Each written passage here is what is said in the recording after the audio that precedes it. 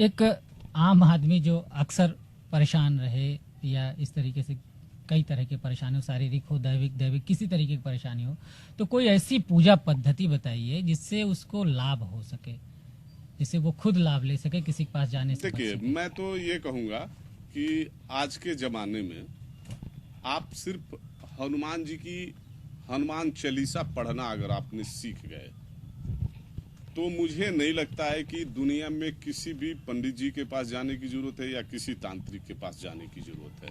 अब बात पूजा का मतलब समझ लीजिए। आम आदमी पूजा का मतलब नहीं समझता है। सपोज करिए कि मैं आपके यहाँ आता हूँ और डेली बोलता हूँ कि भैया आपने मेरा ये काम कर दिया, भैया मैं आपके बड़े उपकार है, भैया मैंने आपने मुझे खाना खिलाया, भैया आपने बेटी की मेरी शादी करा दी। एक प्रकार का गुणगान मैंने आपसे किया, लेकिन मैंने कभी आपसे ये तो नहीं बोला कि मुझे ये चाहिए।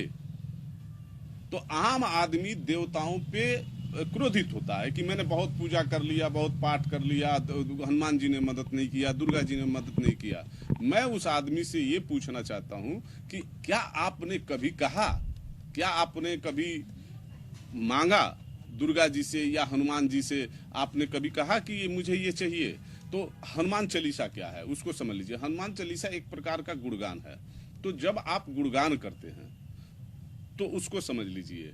हनुमान चालीसा जब भी पढ़िए तो जो बीमारी, जैसे आपको प्रेतांशिक रोग है मान लीजिए, या आपके परिवार में किसी को है, तो हनुमान चालीसा की 2 लाइन पढ़िए। उसके ठीक 2 लाइन के बाद भूत प्रेत पिचास निकट नहीं आवे, महावीर जम नाम सिनावे।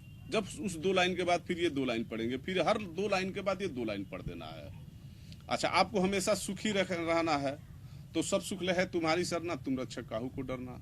अच्छा, आप कोई रोग ग्रसित है तो नासे रोग हरे सब पीरा, जो सुबरे हनुमत बल बीरा। अगर इन 2 लाइनों का प्रयोग अगर हर 2 लाइन के बाद आप करेंगे तो 40 दिन के बाद आप उसका रिजल्ट देखेंगे कि बहुत ही अच्छा होता है और बहुत ही अच्छा हो जाता है। अब उसमें किसी व्यक्ति को आपके परिवार में हो गया है तो उसमें ये जोड़ दीजिए कि फलाने के नासे रोग हरे सब पीरा, जो सुमरे हनुमत बलबीरा। तो हनुमान जी निश्चित तौर पर काम करेंगे और मुझे नहीं लगता है कि ये काम करने के बाद किसी तांत्रिक की जरूरत है।